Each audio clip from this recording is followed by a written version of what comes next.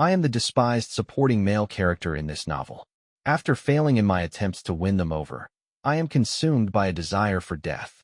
All I want is to return to my original world as soon as possible. Yet, once they realize I have truly lost the will to live, those who once betrayed me start coming back.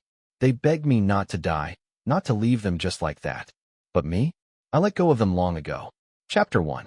I failed to win over the novel's hopelessly devoted second female lead, Elena. I had tried to change her fate, to stop her from committing suicide over her unrequited love for the protagonist, Alexander. But she still walked away from our engagement party the moment she got a call from him. When the crowd dispersed, I found myself alone on the rooftop terrace of the Eaton family's high-rise. My mind was fixated on a single question. If I destroyed this body, could I finally return home? Upon receiving a confirming answer from the system, I took a step toward the railing. But I had barely moved when a scoff sounded from behind me. I turned to see a familiar face. Amelia, my adopted sister, without a single drop of shared blood.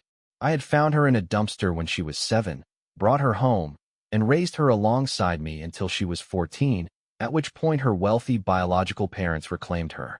The next time we met, she had become one of Alexander's many fanatical admirers. My years of working 3 jobs to put her through school had only been enough to evoke her excitement upon our initial reunion. Afterward, she quickly saw me as the vile, envious loser rumored to hate Alexander, and the only thing left in her gaze was mockery and guardedness. At my engagement party with Veronica, news arrived that the protagonist, Alexander, had been kidnapped, and with it, everyone at the event was swept away, including my fiancée. Before leaving, she had even gripped my wrist, her gaze harsh and distrustful. "It better not be your doing," she said, turning her back on me without another glance. It was the 100th time she had chosen Alexander over me since I'd come into this story, and so the system had deemed me a failure. The reason she was labeled the hopelessly devoted second female lead became clear. Her redemption was only a product of the system's and my wishful thinking. Thinking this, I couldn't help but let a sneer cross my face as I looked at Amelia with a newfound disdain. "I don't know why you're still here, but you'd better stay out of my business," I said. "You might just miss your chance to flaunt yourself in front of your dream guy if you linger too long." After all, this so-called kidnapping was nothing but a stunt orchestrated by Alexander and his family. Their only aim was to ruin my wedding with Veronica today. Once everyone was gathered, Alexander himself would reappear right on cue. Chapter 2. Perhaps it was because I'd never treated her like this before, but Amelia froze, looking momentarily stunned as though she wanted to say something. I turned my back on her, no longer willing to look. Now that I had failed to win over my target, I had no reason to remain in this world. The only silver lining was that the system acknowledged my genuine effort in completing the mission. It granted me immunity from punishment as long as I left this world within the time frame it set. This way, I could avoid being erased. Yet I remembered that my body in the original world was also on the brink of death from a terminal illness. Thinking of the gentle yet heartbroken gaze in my parents' eyes before I came into this novel, I gritted my teeth and quickened my steps toward the railing. "Nathaniel, what are you doing?" Amelia's voice grew increasingly anxious. As I neared the railing, she followed closely behind. "What kind of stunt are you pulling now? Didn't you already figure out that threatening suicide won't work on Veronica? Besides, after all the wrongs you've done, even if you died here today, it wouldn't change a thing. You'd still be nothing compared to Alexander, you." Her words were cut off because from her perspective, I had leaped over the railing without hesitation, plunging toward the glittering lights of the city below. The world expanded around me as I fell, the rushing wind stinging my ears, but nothing could snuff out the thrill in my heart. I was going home, back to my parents and friends. I would leave all the grievances and regrets I had accumulated here behind. Just a little more, just a little further. I closed my eyes, anticipation swelling within me. In the next instant, the sensation of freefall came to an abrupt halt. My arm had been grabbed, the tugging pain yanking me back to this world. I opened my eyes and looked up to see Amelia, half her body wedged between the railings, gripping me for dear life. "Let go," I said calmly. Amelia clenched her teeth, her eyes reddened with effort. "Nathaniel, fine, you win. You're acting convincingly, but this changes nothing. Veronica, I struggled fiercely, unwilling to hear Veronica's name again. Amelia, in her rush to catch me, hadn't had time to think and had simply lunged forward. Luckily for her, she was wedged between the railings, but over time, her body was also beginning to hang precariously. Her pale arms trembled from exertion. The moment I started struggling, she could no longer hold on. "Stop moving, or we're both going to fall," she yelled, her voice straining with panic. Seeing that I had no intention of heeding her, Amelia took a deep breath, softening her tone in desperation. "I'm not going to let you die. If you do this, I'll fall with you. Do you really want to drag me down with you, Nathaniel?" Her tone was intimate, even a little pleading, just like the old days when she lived under my roof and we depended on each other. Back then, I had treated Amelia as the only family I had in this world. I spoiled her, and as a result, she'd gotten used to acting a bit spoiled around me. Now I lifted my head, meeting the girl's bright, starry eyes. She was looking back at me, a semblance of expectation lurking beneath her feigned composure. Was she waiting for me to respond? The thought almost made me laugh at my own delusion, and I did laugh, looking directly into her eyes as I spoke slowly and deliberately. "Whether you live or die, who cares?" All the color drained from her face in an instant.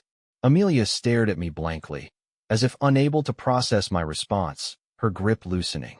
A glimmer of hope flickered in my heart. Chapter 3. Just as her fingers were about to slip, a cry came from the side, and shouts for help started echoing around us. Amelia snapped back to reality, tightening her grip on me once more. She glanced down at her nearly released hand, her expression conflicted. When we were both pulled back to safety, she was uncharacteristically silent, a change from her usual antagonism toward me. Later, when I tried to slip past the guards and jump over the railing again, Amelia pushed through the crowd without a word. She seized my wrist in front of everyone. "With Alexander still missing, you're the primary suspect. I have a duty to keep an eye on you," she said, her eyes rimmed with red. When she noticed me looking, she turned her head away, pouting with indignation. For a split second, I saw a hint of sadness on her face. "Sad about what?" I let out a bitter laugh. Amelia was once the only daughter of the Montgomery family, abandoned by her parents' business rivals, a girl forced to survive in the slums, bullied by other kids, chased off by vicious dogs, with nowhere left to go. She had hidden in a pile of trash in a dim alley, enduring the stench of rotting garbage in the middle of a sweltering July, afraid to take even a single step beyond the safety of that alley. There she'd waited, a small, crumpled figure among rats and cockroaches, awaiting decay. Her one act of courage had been to call out to me, a boy passing by after school. Afterward, I took her out of that trash heap, cleaned her up, and dressed her in clothes my mother had left behind, altered to fit her. I was only 12 then, sharing the community welfare allowance meant for one between the two of us. When I first arrived here, I hadn't even remembered I was a transmigrator or a player in a game. I had no cheats or advantages. To ensure that Amelia had books to read and meat to eat, I scoured the streets for bottles after school, and on weekends, I washed dishes at a small diner. Underage workers are kept hidden, so I earned far less than the others. It took 4 dishes washed to earn a single penny. How many dishes would it take to secure a future for Amelia and me? I didn't know. I simply picked up each dish, rinsed, scrubbed, and repeated, numb to the process. The diner's stifling back kitchen, the whirring fan, and the thick grease stains were the markers of my childhood. I once asked Amelia why, of all the people passing by that alley, she had called out to me. The young girl had smiled up at me, her face beaming. She said she had chosen me after watching for a long time, believing that out of everyone, I was genuinely kind. And now this same Amelia, after being taken back by her birth parents at 14, had never contacted me again. The one who once claimed to believe in my kindness had, after only a few moments' hesitation, chosen the protagonist's side. Whenever we clashed, she'd loudly condemned me, expressing her disappointment and disdain. Thanks to her insistence on keeping watch over me on Alexander's behalf, I had no chance to attempt suicide again. For the entire return trip, she had even called several bodyguards to keep an eye on me. After seeing me jump without hesitation twice, she finally realized that I wasn't bluffing. I genuinely wanted to die.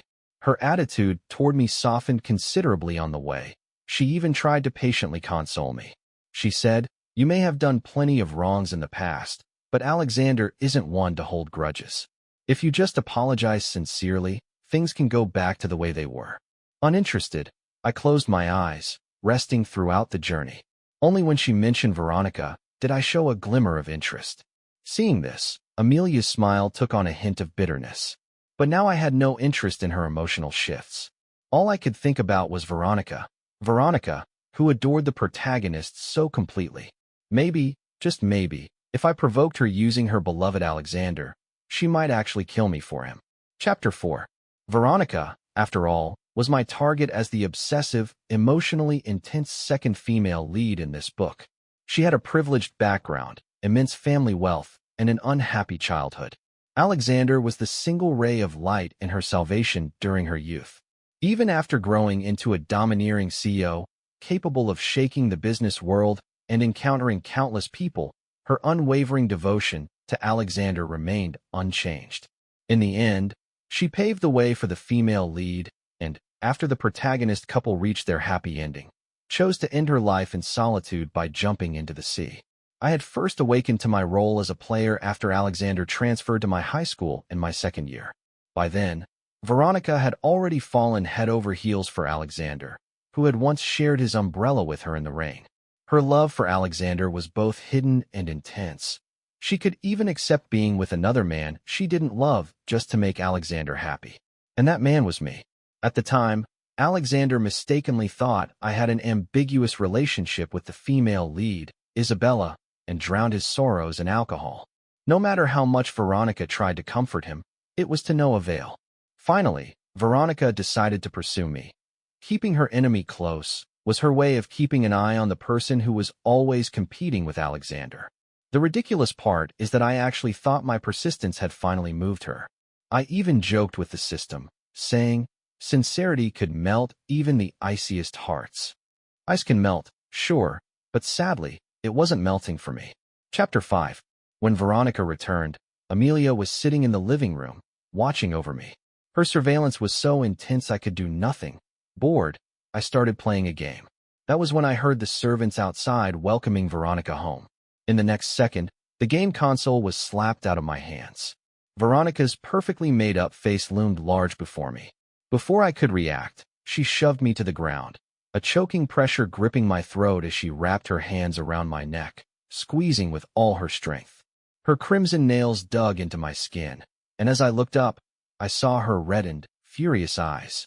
She demanded, "Where have you hidden Alexander?" So they still hadn't found him. I couldn't help but smirk. Of course, he was the protagonist. He wouldn't make an appearance until everyone's attention was properly piqued. My smirk must have provoked her further, because Veronica tightened her grip, as though she truly intended to choke me to death and finally rid herself of the rage she harbored. Honestly, I was fine with it. If she choked me to death here, not only would I get sent back, but this toxic woman would also face criminal charges, spending her later years in a prison cell. Then the next second, a gasp sounded from the side. Amelia rushed forward, forcefully shoving Veronica off me. She was furious, helping me up as she shielded me behind her. "Veronica, you almost killed him just now." Veronica, looking down at her hands in shock, glanced up, her expression hardening as her gaze settled on me, standing silently behind Amelia. "Amelia, Nathaniel is my fiancé. Whatever happens between us is none of your business," she declared coldly.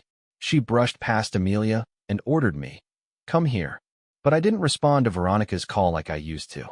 Amelia, unable to hold back anymore, tightened her protective stance around me, shouting, "So you know he's your fiancé?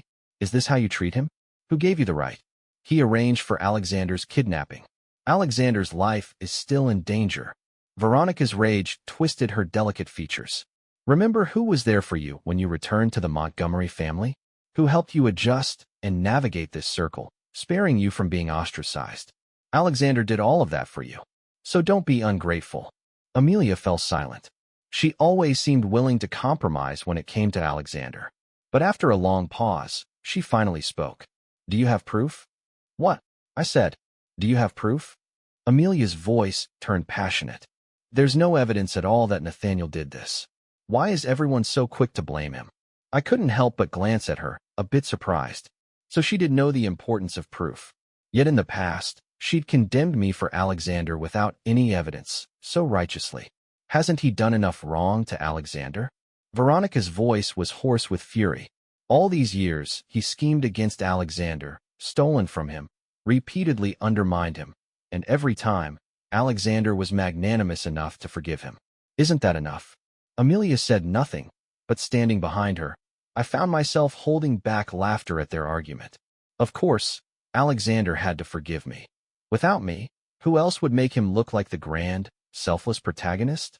As my patience wore thin and I stifled a yawn, preparing to provoke Veronica into killing me, Amelia spoke up. I believe him, she said. What? I couldn't help my shock. I believe Nathaniel. I believe he's innocent. Amelia repeated, louder this time. Now, Veronica's gaze toward us grew colder, more penetrating. Don't put your faith in me, I said from behind Amelia, my smirk unfaltering. I'm already branded as the villain 100 times over. One more won't make a difference. With that, I tried to step past Amelia and leave, but she grabbed my wrist. And as I turned back, she didn't look at me. Instead, she fixed her eyes on Veronica. And what would drive someone to prove their innocence by choosing death? Amelia, don't let him fool you, Veronica warned coldly. But Amelia ignored her, continuing, I kept wondering, who would go so far as to risk their life to clear their name? The only reason must be, she paused, swallowing back her sorrow. Then the only reason must be that he has faced countless moments of being misjudged, unable to defend himself, and this was his only way to prove himself. Veronica, when you walked out on him earlier, he jumped right in front of me. He truly doesn't want to live. Oh, now I got it. Amelia had spent the afternoon casting glances my way, piecing together a story in her mind. She must have interpreted my genuine, joyful smile when I attempted to jump as the relief of escaping my suffering. I saw Veronica's pale fingers tremble, a flash of pain flickering in her eyes as she looked at me. I wanted to interrupt their fantasies, but Amelia was already dragging me toward the door. She was still talking. They may not believe you, but I do, Nestor. Come with me. No, this time I shook her off. Amelia looked at me, stunned, as I gave her a cold smile. Don't bother playing the good guy, Amelia, I sneered. I don't trust you one bit. Seeing her actions, I knew that as long as I stayed by her side, I'd never get another chance to go home. Sticking with Veronica, who was still seething with anger, was a much better option. With the right push, I might even be able to achieve my perfect ending, my return home and her imprisonment. Chapter 6. I expected that after rejecting her repeatedly, Amelia would react with anger, maybe slip into her usual sarcastic tone with me. But she didn't. She just stood there silently looking at me, her eyes gradually misting over. I won't let anything happen to you, she finally said, leaving those words behind as she turned and walked away. I looked back to see Veronica, who remained silent. You and she seem close, she remarked, her expression as cold as ever, though there was a trace of bitterness in her eyes that she probably hadn't even noticed. We're all right. I did raise her after all. It was the first time I openly shared my relationship with Amelia. Her troubled past in the slums had been thoroughly hidden by the Montgomery family. No one knew how she survived or who she'd spent that time with. The next second, my world spun as Veronica pushed me back onto the sofa, her hands once again lingering at my neck. But unlike before, she squeezed gently. This time, her touch almost intimate. I looked up at her, meeting her gaze in silence. After a long moment, she seemed to relent, sighing softly as she let go. Her thumb brushed over the bruises on my neck that she'd left earlier. She rested her head on my chest and murmured, Let's stop fighting. Tell me where Alexander is, won't you? For a brief moment, I thought I saw a real emotion in her eyes, the kind I had glimpsed when she once asked me to marry her, holding a ring. Back then, she'd said, no matter what happened before, as long as you're good from now on and don't do anything wrong, we'll be happy together. But I had already realized that she'd only pursued me to bring happiness to Alexander, so I'd given up on her by then. Still, for the sake of the mission, I swallowed my humiliation and accepted the engagement ring she offered to me, but in her heart meant for someone else. As she slipped the ring onto my finger, Veronica had smiled in relief. She'd even kissed me passionately amidst the crowd's cheers, though moments later, She'd left for Alexander after hearing news of his car accident. And now, looking at her face once again, I allowed a smile to creep across my lips. Veronica's eyes lit up, her tone rising with a hint of hope. Nestor, won't you just listen to me this once? I won't pursue what you did this time. If you stop hurting Alexander, we can finally be happy together. In your dreams. My words cut through her speech. As if that would happen.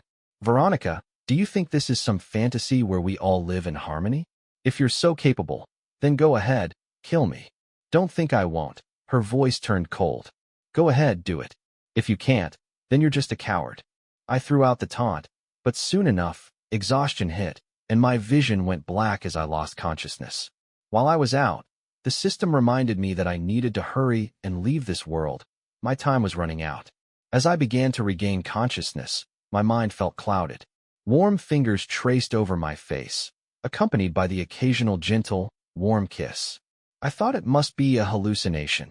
In 7 years of courting Veronica and 5 years of being her boyfriend, the times she'd kissed me willingly could be counted on one hand. Yet this hallucination felt all too real. I could even hear her voice, tinged with exasperation, whispering in my ear. Nestor, what am I going to do with you? Unable to take it any longer, I opened my eyes, only to catch a fleeting glimpse of emotion in Veronica's gaze before she could mask it. I was momentarily stunned. Veronica was always so composed, so reserved. I'd never seen this expression on her, a mixture of pity, resentment, restraint, and reluctance, emotions layered one over the other, making her look almost like a stranger. But this unfamiliarity only lasted a couple of seconds. Her expression soon hardened again. Tell me where Alexander is, she murmured, her voice low and almost hypnotic. In her hand, she casually toyed with a syringe. Noticing my gaze, she smiled and explained, a rare item, something that only circulates among the elite. Just a milliliter will induce unbearable pain for 3 minutes before the victim dies. And the coroner will only find evidence of a heart attack. I chuckled. Veronica's eyes lit up briefly, as if she thought I'd finally relented, but her expression quickly morphed into shock because I had grabbed her hand, pushed the syringe's needle to my neck, and injected it. Veronica, let me tell you a secret. My voice was weak as I looked into her stunned, helpless eyes. I said once I was kind to you because I loved you. I know. She trembled, pulling me into her arms, her voice rising as she shouted for a doctor. Resting my head on her shoulder, I finished what I needed to say. I loved you, but you never trusted me, so let it go. Veronica, just sharing a world with you is enough to make me sick. With that, I pushed her away and collapsed from her arms. As I fell, time seemed to slow, and I saw her face filled with confusion and sorrow. Could Veronica actually feel sadness over me? No matter, I thought, finally, I'm going home. Nestor. Somewhere in my fading consciousness, I heard a familiar voice as the basement door was thrown open. It was Isabella, the girl next door who had cared for me growing up and the novel's female lead. I heard her rushing footsteps and her frantic announcement, her voice cracking with urgency. They found Alexander. It was all a scheme by the family's rival. What did you say? Veronica's trembling voice echoed. I could barely make out the rest of the conversation. My awareness drifted, my soul feeling light, as if floating. My parents' gentle, loving faces appeared before me, and I reached out, yearning to embrace them. But an overwhelming force dragged me back. When I opened my eyes, I was still in this body. A sterile hospital ceiling greeted me. You're awake. A gentle voice sounded from beside me. I turned to see Isabella, watching me with a look of concern, dressed in a tailored blouse and silver-rimmed glasses, radiating cool elegance without needing any adornment, the effortless charm befitting the novel's female lead. But right now, I had no interest in anyone else. Only one question filled my mind. Why am I still alive? My voice was heavy with disappointment. The hand she was using to peel an apple paused. After a long sigh, she set the apple down and came closer, tucking the blanket around me with care, looking down with a gentle expression. I've explained everything to them. Veronica feels too ashamed to visit you. It was all a misunderstanding. They were all in the wrong. Don't think too much about it. As she spoke, she reached out softly, ruffling my hair. No matter what, you still have your big sister here. I lay under the blanket, watching her actions, unable to stop the bitter smile from crossing my face. Well, then, sister, maybe your boyfriend should apologize in public for all the rumors he spread about me, implying I was the culprit. Isabella's face froze, and this time she had no response to give me. Chapter 7. Isabella had always been the one in this world who seemed to defend me the most. At least that's how it appeared on the surface. When I was a child, my parents in this world hadn't yet passed away in a car accident. Our families were neighbors then, and Isabella's parents, consumed by their research, often didn't have time to look after her. My parents, warm-hearted as they were, couldn't bear to see a child so alone, so they often invited her over to play. Eventually, our home became her second home. She practically ate at our house every day, and whenever my parents bought me gifts, they would prepare one for her as well. They even set up a small bed for her in the guest room. On nights when she was too scared to sleep alone, she would spend the night at our place. In return, Isabella often tutored me. She had inherited her parents' brilliance and had always been a top student. Thanks to her guidance, my grades were among the best in my year. At that time, it was a beautiful period that came to an abrupt end with my parents' passing. It was a perfectly ordinary summer, one stormy night with thunder and lightning tearing through the sky. Isabella's parents called mine, saying Isabella had gone missing. The teacher said she left school as usual after classes, but she isn't picking up the phone at home. We're tied up with work and can't leave. Could you help us look for her? As my parents received the call from Isabella's father, I was leaning by the window, watching the storm with an inexplicable sense of dread in my heart. Mom tried to persuade Dad not to go, pointing out how dangerous it was to go out in such rare, extreme weather, but their worry for Isabella outweighed their concern for danger. After all, she was practically family. That night, their car skidded off the wet road into a river, and it wasn't until the storm cleared the next day that anyone found them. And that was when Isabella reappeared. She wore brand new clothes, looking lost and uncertain as she stood in front of me, who had just dashed out in tears after hearing the news. Later, I asked Isabella where she had gone that night. She remained silent for a long time before finally telling me that she had been escorting a lost little boy home that night. The boy lived in one of the city's wealthiest neighborhoods, and Isabella had walked a long way with him until they finally found his family's servants. By the time she tried to return, a torrential storm had begun. The thunder and lightning prevented her from continuing on. At that point, the boy she had helped warmly offered her a place to stay and invited her to spend the night. The next day, his family's driver took her home, but by then, everything had changed. When I heard this story, I'd asked her, red-eyed, why she hadn't called. If she'd decided not to come back, she knew my parents' phone numbers by heart. She knew they'd worry. So why hadn't she said a word? Isabella didn't know how to answer and could only keep apologizing. Afterward, her family quickly moved away, and I, left without any guardians, ended up in the slums. Years later, after binding with the system and regaining my memories, I finally understood the truth. The boy Isabella had walked home that night was none other than Alexander. And thus, the fated meeting of the male and female leads began even earlier than I'd known. While my parents struggled to see through the rain, calling her name as they navigated the storm, Alexander had proudly shown her around his opulent toy rooms. Hand in hand, young Isabella, enraptured by these new luxuries, had forgotten everything else.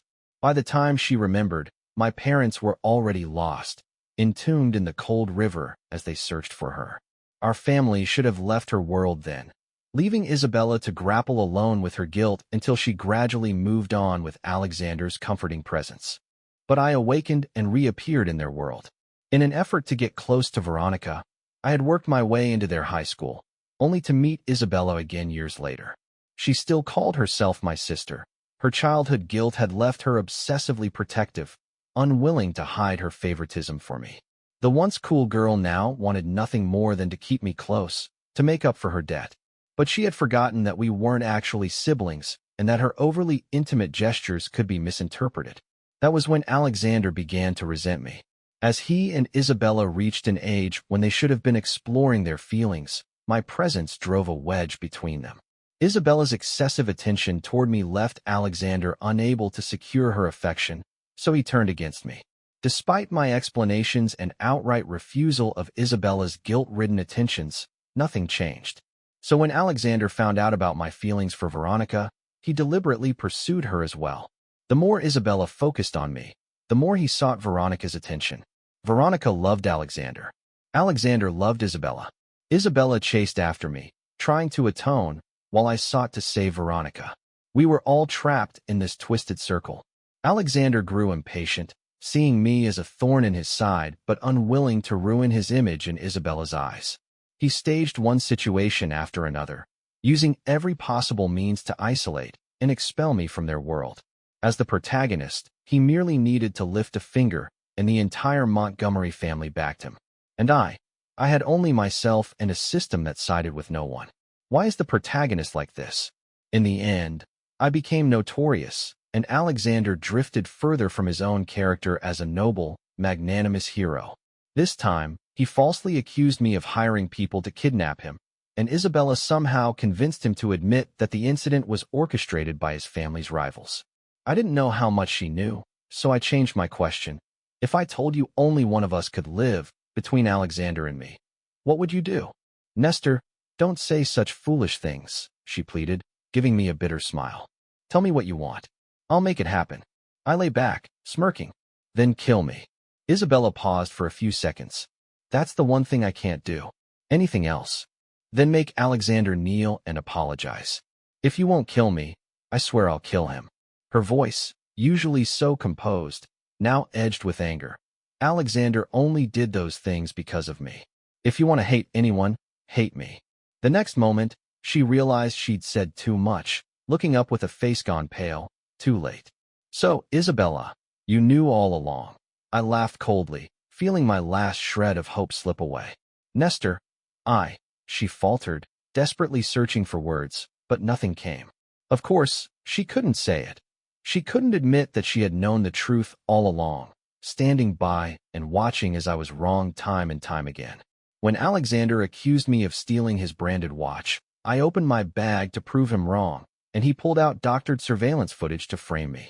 Later, others stepped forward to accuse me of selling the watch. They had forged a transaction record, transferred money into my welfare account, and fabricated a case against me, branding me a thief throughout high school.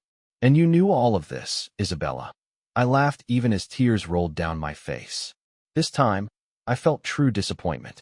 If my parents could see this, the person they had died for, how would they feel?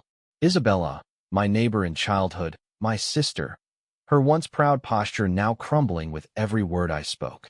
Chapter 8.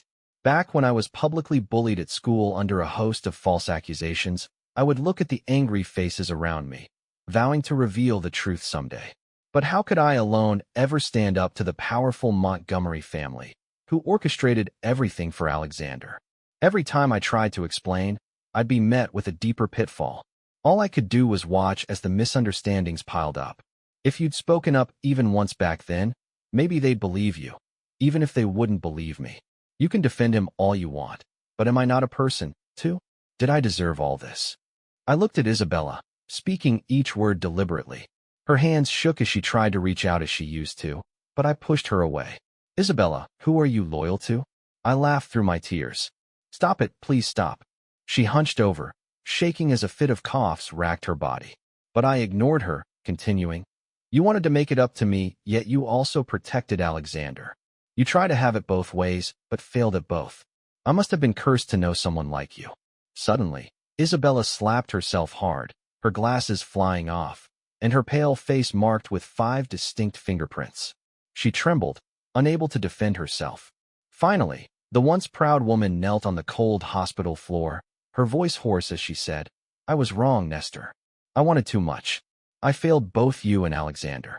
Tears rolled down her face as she looked up at me, her gaze shattered, nearly desperate. What do I have to do to make you forgive me? Please, Nestor, your parents are gone. I just want you to keep living. She reached out, trembling, trying to touch the hem of my clothes, her body convulsing from the memories that tormented her. But I only stepped back, looking down at her. Isabella, I'm no fool. I'm done with your empty promises. With that, I turned and left the room. She collapsed onto the floor, gasping, her face flushed as she struggled for breath, still trying to call me back. Nestor, she forced a faint smile. Can't you forgive your sister? Before I could respond, another voice came from the doorway, pushing Isabella aside. It was Amelia, who had overheard everything. Straddling Isabella, her tear-filled eyes were full of rage as she shoved her repeatedly. How dare you ask for his forgiveness? Does making him suffer make you feel better? Do you people have any conscience at all? I trusted you with Nestor, and this is how you repay him. I'm sorry, Isabella whispered weakly before fainting. Amelia rolled off her and clutched her head in frustration. You're all disgusting. I believed in you, yet I treated him horribly. I'm no better than any of you. Covering her eyes with one hand, she cried, Brother, I was wrong. I shouldn't have doubted you. You've been through so much. I regret everything. I didn't mean to treat you that way.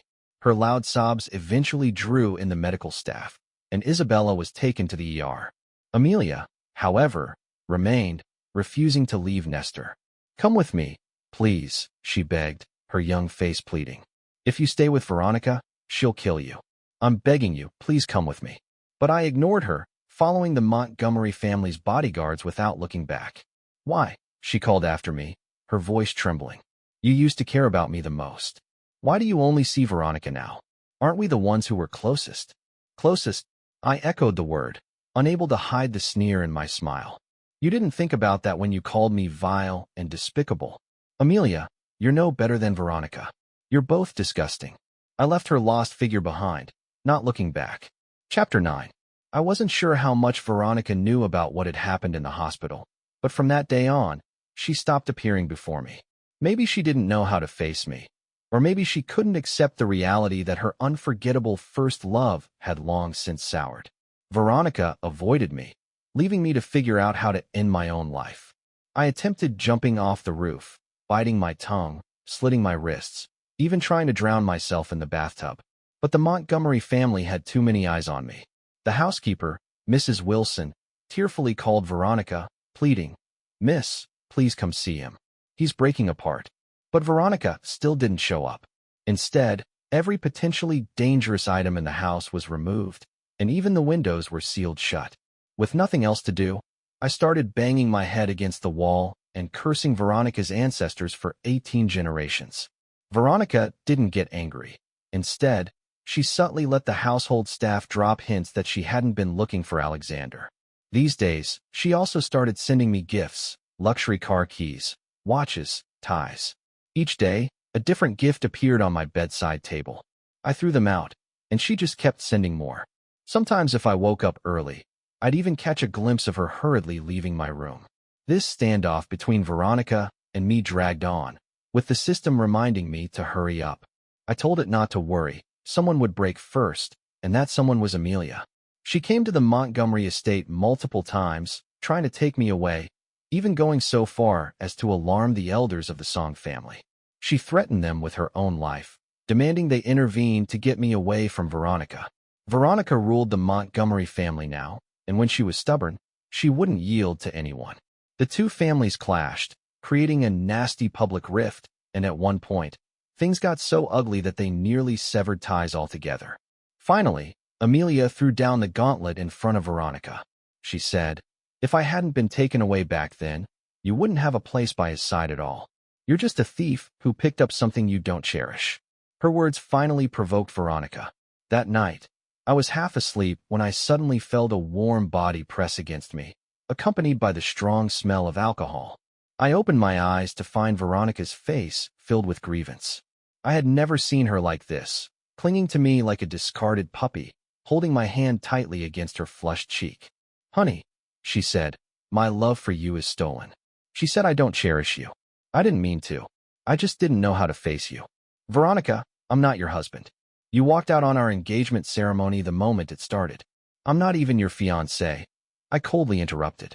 My words stunned her, her body freezing midair, the haze of drunkenness slowly fading from her eyes as clarity returned. But then she chose to pretend nothing was wrong, clinging to me again. No, my Nestor loves me. He'll be my only husband. But I just looked at her coldly. Veronica, you're not young anymore. Stop playing these games. If you had the same loyalty to Alexander that you did before, I might still have some respect for you. At last, my words angered her. She slammed a fist into the pillow beside me, her hands sinking into the soft down feathers. After a long pause, I looked up and met her bloodshot eyes. What do you expect me to do? My parents only saw me as a tool from birth. If it hadn't been for Alexander, I wouldn't have survived. What am I supposed to do? She screamed, her voice laced with despair. After a moment, her tone softened again, as if she'd found new resolve. In the end, you're still to blame for all the wrongs you've done. But it's okay, Nestor. I forgive you. She was unhinged. I looked at her coldly as she struggled with her pain. Yes, he's innocent and wonderful. So why didn't you marry him? Or were you unwilling? Veronica, don't you realize you're so pathetic? It's sickening. No wonder Alexander could never love you. You don't deserve anyone's love. I must have been blind. Shut up. Something in my words pushed her over the edge. She shoved me down again, gripping my throat tightly. You promised you'd stay by my side, that you'd love me. She looked at me, her voice raw with despair. Why can't I feel your love anymore? She screamed, her voice trembling with fear and helplessness. She didn't even realize her tears were blurring her vision as she searched my face for any trace of affection. My face flushed red as I struggled for breath, but I just sneered at her. Yes, that's right, choke me.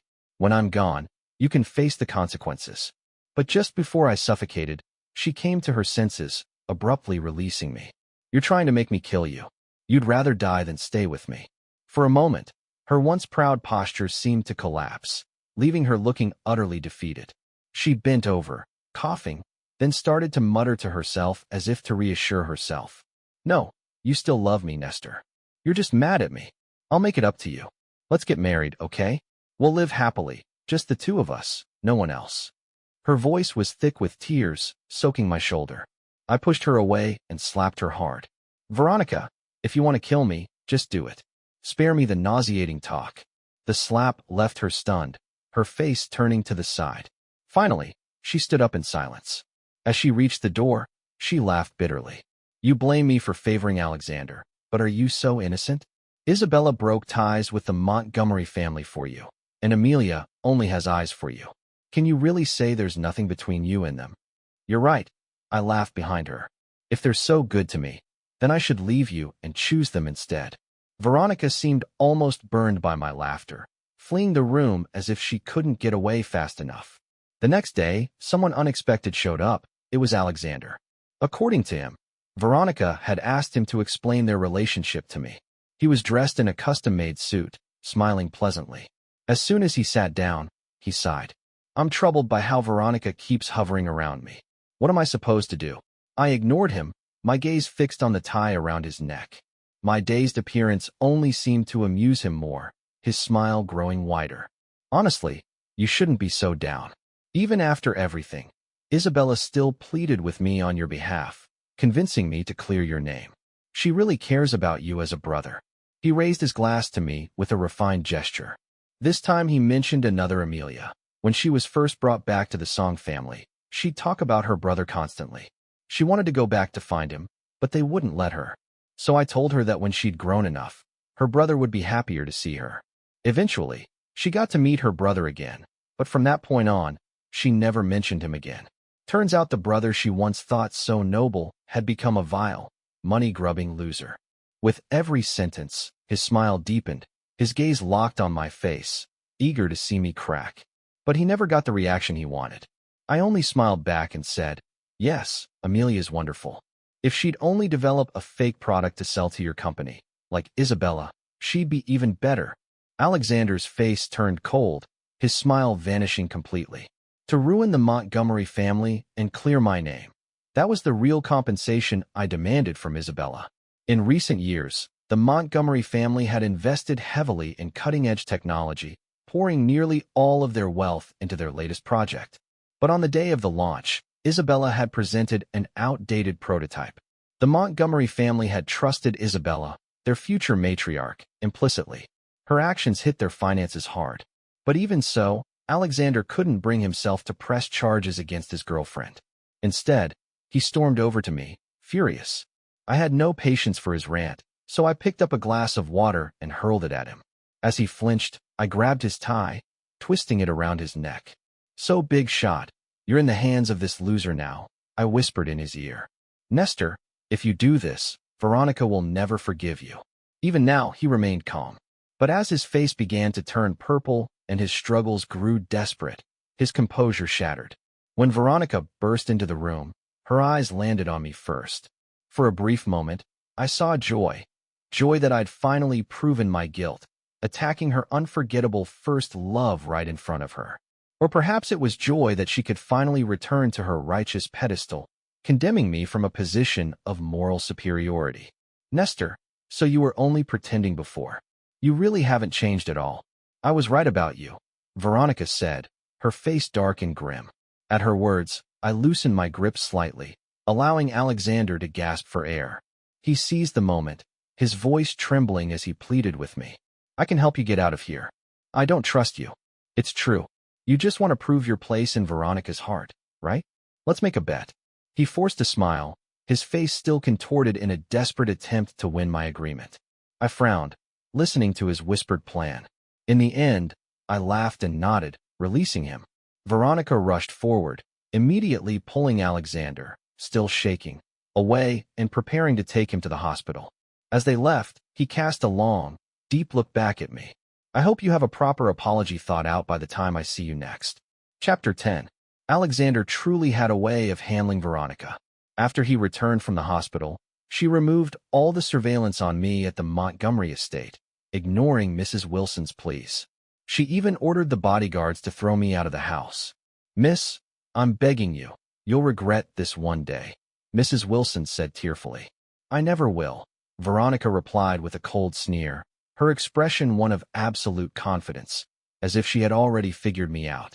I played along, pretending I didn't want to leave. The more I resisted, the more it solidified the idea that all my previous antics were just attempts to get her attention. Veronica's face grew darker. Alexander was right. I've been too lenient with you. You really do need a lesson. Finally, I couldn't help but lower my head and ask her softly, after all this time, have you ever once sincerely believed in me? She frowned, as if recalling everything I had done for her, acts of genuine care and love that never amounted to the fleeting image she'd held onto of Alexander.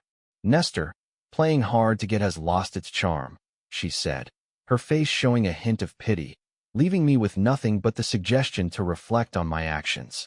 She closed the door behind her. I turned around and found Alexander standing in the shadows. When I opened my eyes again, both Alexander and I were bound at the edge of a cliff. Not far away, I saw Veronica, Amelia, and a team of SWAT officers, all looking tense. Let him go, I said. Let Nestor go? Do you hear me? I heard Amelia's desperate screams as she tried to rush forward, only to be held back repeatedly. Our captors ignored her, instead focusing on Veronica. They shouted, Miss Montgomery, you can only choose one. Who lives and who dies is up to you. Veronica's expression instantly darkened. Name your price, and I'll pay it. Just let them go. We don't want money. We just want to see the mighty CEO lose the two men she cares about most. One of the thugs taunted, making Veronica's face grow even darker. I noticed her signal, and a sniper positioned in the distance took aim. But the next moment, Alexander beside me let out a pained cry as he was pushed closer to the edge. When Alexander regained his composure, Chapter 10, he called out to her, his voice trembling. Veronica, Veronica, don't worry about me, he said. There was still a bandage on his forehead from where I'd struck him the previous day. Standing there against the wind, he looked like a young bamboo stalk, frail and on the verge of snapping. Veronica's gaze lingered on his injury for a moment, her expression dazed. Stay still. One of the captors yanked him roughly, forcing him to stumble closer to the cliff's edge, making everyone hold their breath. Veronica's face was filled with an almost tangible murderous intent. Alexander, however, glanced at me and gave a sly smile. You've lost again, he whispered. Aren't you afraid they'll discover this is all an act you orchestrated? I asked. Hey, Alexander sneered. With the Montgomery family backing me, they'll never find out. Hasn't it always been this way? He raised an eyebrow at me, his smile growing even more smug. The thug he had hired pulled him even closer to the cliff. Miss Montgomery, if you can't make a decision, we'll help you make it. Veronica, Alexander screamed in pain, clinging to her name as if it were his lifeline. Veronica clenched her fists tightly, giving the thugs one final glare. I won't let you get away with this. Cut the nonsense. Make a choice. Alexander looked like he was moments away from falling into the abyss. Finally, Veronica's hands relaxed. Her gaze filled with pain as she looked at me. Nestor, was this all your plan again? She asked. You don't want money, just to force me to choose? Are you trying to prove who means more to me? She laughed bitterly. I've indulged you too many times. This time I won't let you go too far. As expected, Veronica chose Alexander. In that instant, the scene fell silent. Amelia, who had been held back until now, rushed forward and slapped Veronica. Alexander, meanwhile, gave me a triumphant smile. Goodbye. He turned to leave. The men restraining me loosened their grip as well. Veronica barely perceptibly sighed in relief. Nestor, stop using these childish tactics to test me. But her words stuck in her throat. I deliberately stepped back, moving to the edge of the cliff. With one more step, I would fall, disappearing into the ocean below. Nestor. Veronica called my name in a trembling voice. Brother, don't throw your life away for these people. Amelia, held down on the ground, was crying uncontrollably. Come back, brother. Let's live our lives together. I was wrong back then. I shouldn't have let jealousy drive me away. I should never have left you to this horrible woman. But I only shook my head gently, looking at them with a calm gaze.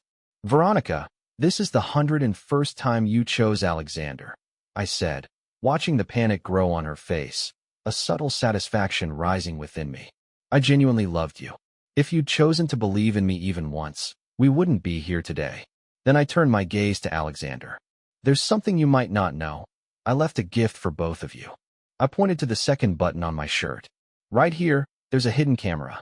Everything you just said and did has been broadcast live. I wanted to go home, but I didn't want to leave behind a tarnished name.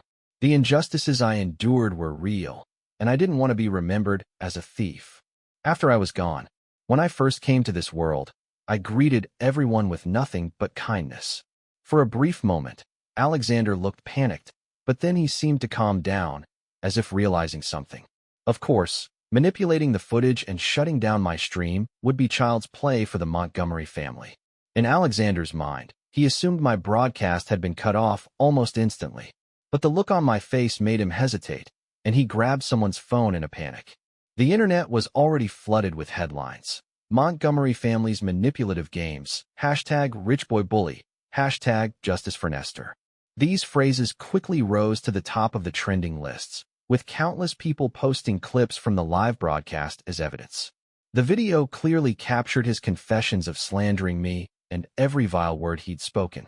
Veronica, unable to hold back her curiosity, pulled out her phone to check. Her face turned pale as she looked up, meeting my gaze. It's fake. It's all fake, Alexander screamed, pointing accusingly at me. But then he glanced around, realizing something. The heroine of his sweet romance novel wasn't there. She turned to me, and I didn't hold back the truth. It was her idea. She even supplied the camera. So, the rest of your lives will be spent hating each other. Enjoy tearing each other apart. With that, I leaned back in full view of everyone. I fell off the cliff. No, a scream rose behind me, though I couldn't tell if it came from Veronica or Amelia. But I no longer cared. As I plunged into the ocean's depths, my soul seemed to rise above. I saw Veronica kneeling, her face streaked with tears, as she stared in horror over the edge of the cliff, eventually vomiting blood.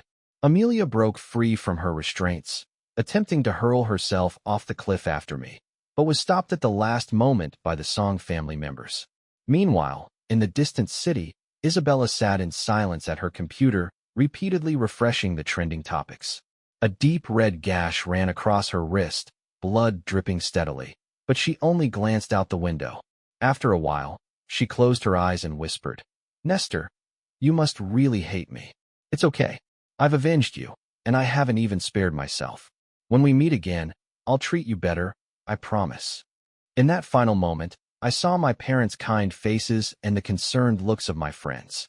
Just as I was about to depart from this world, I heard the system's voice. A strong wish to keep you alive has been detected. Mission complete, reward granted. When I opened my eyes again, my mother was gripping my hand, overcome with emotion. A miracle happened, Nestor. The doctor said your illness vanished overnight. I couldn't hold back any longer and threw myself into their arms, crying. I was finally home. Epilogue. Much later, after I'd returned from the hospital and resumed my school life, surrounded by friends and teachers, I heard the system's voice again. It was time for a follow-up. Accompanied by the system, my spirit revisited the world inside the book, witnessing the endings of those I'd left behind. After seeing me fall from the cliff, Veronica went mad, directing all her rage at Alexander. She uncovered the hidden truths, forcing Alexander to publicly apologize for slandering me. But she didn't stop there. She launched an all-out campaign against the Montgomery family, draining their resources. Within 3 years, they went bankrupt. Even kneeling outside the Montgomery family mansion in the rain couldn't soften her heart. Eventually, she spiraled into a life of drunken self-destruction, ignoring her responsibilities, until she was dismissed as CEO by the Montgomery family. She returned alone to the school where we'd once studied together, clinging to our shared past. One day, she began coughing up blood but paid no mind, drinking and calling my name. She was in the final stages of stomach cancer when I visited her in her dingy apartment. She'd been unconscious for 3 days. Her spirit seemed to see me, smiling with a dazed, childlike happiness. "You look so different now, happier than ever." "That's good," she said softly, reaching out to touch my cheek. I turned my head, avoiding her touch. Veronica looked disappointed, a bitter smile forming on her lips. She said she'd soon be gone, able to join me and make amends. But I only laughed. "Only you're dying, Veronica. I have a new life in another world, filled with light and warmth. You're the one who will rot in darkness forever. Even in death, we'll be worlds apart." With that, I vanished, leaving her sobbing alone. As for Alexander and Isabella, Isabella's attempt to end her life was thwarted by her family, who managed to save her. But with the Montgomery family targeting her for the disgrace she brought upon them, she became their new victim. Before Veronica finished off the Montgomery family, Alexander turned his bullying methods on Isabella, repaying her with all the cruelties they had inflicted upon me. When the Montgomery family collapsed, Alexander went to Isabella's house, asking if she would still give him a home. She welcomed him inside, and that night, she lit the gas. Neither of them saw the sunrise. Amelia despised her former weakness, but after breaking away from the Song family, she moved to a remote mountain area to teach, disappearing from the world. When she saw me in her dreams, she was overjoyed. "Brother, I've learned to help others just like you did. Are you proud of me?" But I looked at her with an indifferent expression and shook my head. "Amelia, your choices are none of my concern. From the moment you decided to hide the fact that the boy who raised you for 7 years was your brother, we ended. I have my own life to live." She cried, reaching out to hold me back, but I had already turned away, leaving behind the shadows of the past. From now on, I would look forward, leaving that darkness far behind.